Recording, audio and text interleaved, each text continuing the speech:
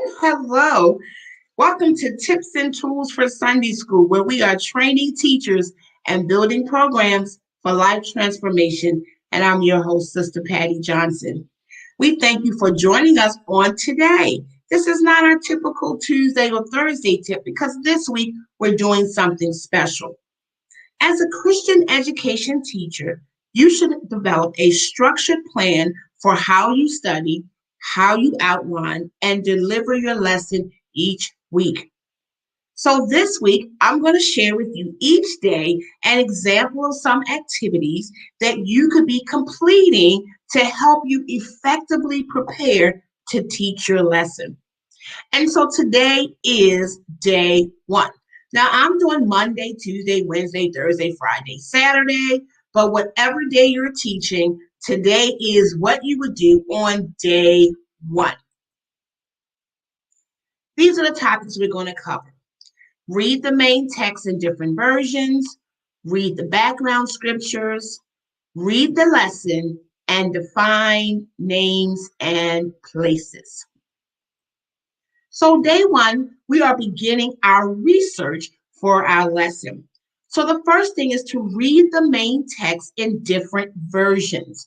And we call that reading horizontally, right? And so we know that the Bible's in multiple translations. So make sure that your main text is a strict translation text. Your King James versions, your New King James, your ESV versions, right? We want to make sure that your main text is a strict translation.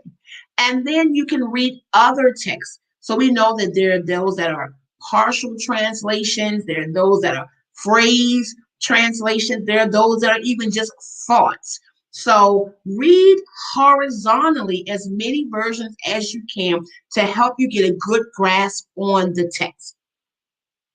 Read the background scriptures. Usually with every structured curriculum, they provide you with background scriptures that will give you some insight into the current lesson.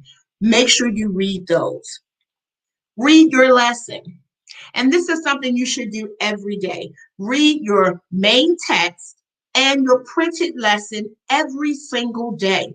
It is my practice that you should know that printed text and that printed lesson so well that you will not need your book when it's time to teach.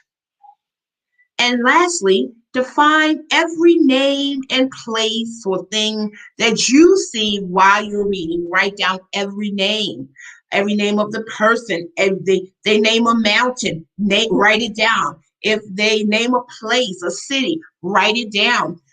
If they name a particular, maybe a flower or animal, just write down the names and places that you see and go through and define them because they would bring additional information and different thoughts to your lesson study. So that is our lesson tip for today on day one as we begin our weekly lesson plan as we prepare to teach effectively.